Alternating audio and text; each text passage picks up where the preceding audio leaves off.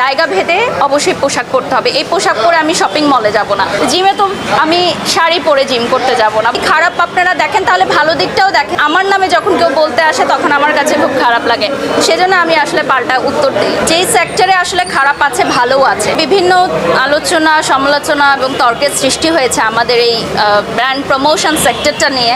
সাম্প্রতিক সময়ে বিভিন্ন আলোচনা সমালোচনা এবং তর্কের সৃষ্টি হয়েছে আমাদের এই ব্র্যান্ড প্রমোশন সেক্টরটা নিয়ে। অনেকেই নানান ধরনের বিরূপ মন্তব্য করেছে। তো আমি মনে করি যে যেই সেক্টরে আসলে খারাপ আছে ভালোও আছে। তো যদি খারাপ আপনারা দেখেন তাহলে ভালো দিকটাও দেখেন, যেখানে অনেক মেয়েরা কাজ করছে, অনেক নতুন মেয়েরাও কিন্তু কাজ করতে আসছে এবং অনেকের মুখে আমি এখন শুনি যে আমি ব্র্যান্ড প্রমোটার হতে চাই। এটা কিন্তু অনেক বড় একটা আস্থার জায়গা আমার জন্য, যে আমি সেই জায়গাটা তৈরি করতে পেরেছি যে নেক্সট জেনারেশনের মেয়েরা যাতে বলে, যে আগে বলতো যে ডাক্তার ইঞ্জিনিয়ার উকিল হতে চায়, এখন তো বলে যে ইউটিউবার হতে চায়, ব্র্যান্ড প্রমোটার হতে চায়, ইনফ্যাক্ট মেকআপ আর্টিস্ট হতে চায়। এখন আসলে আমরা যখন কাজ করি, কাজের মধ্যে অনেক সময় মনোমালিন্য হয়, সেটা অনেক সময় শেষও হয়ে যায়। কিন্তু মনোমালিন্যর জায়গাটা আসলে যে প্রথম তৈরি করে তার দিকে আমি দৃষ্টি আকর্ষণ করে বলছি যে জীবনটা আসলে অনেক ছোট। আপনি দেখেছেন বিগত কয়েক মাস আগেই আমাদের প্রিয় অনেক মানুষরা আমাদেরকে ছেড়ে চলে গেছে।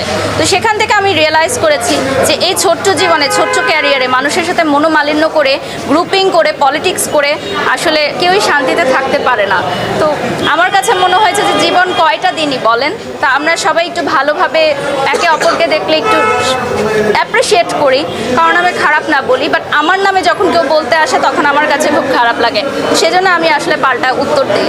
দেখুন, আমি যখন নতুন ছিলাম তখন আমাকে এত কোম্পানিরা ড্রেসের স্পন্সরও করতো না, আমাকে কেউ মেকআপও স্পন্সর করতো না, আমার সাথে এত অ্যাসিস্ট্যান্টও থাকতো না, এত বাউন্সাররাও থাকতো না, এবং আপনারাও আমার ইন্টারভিউ নিতেন না, যেটা সত্যি।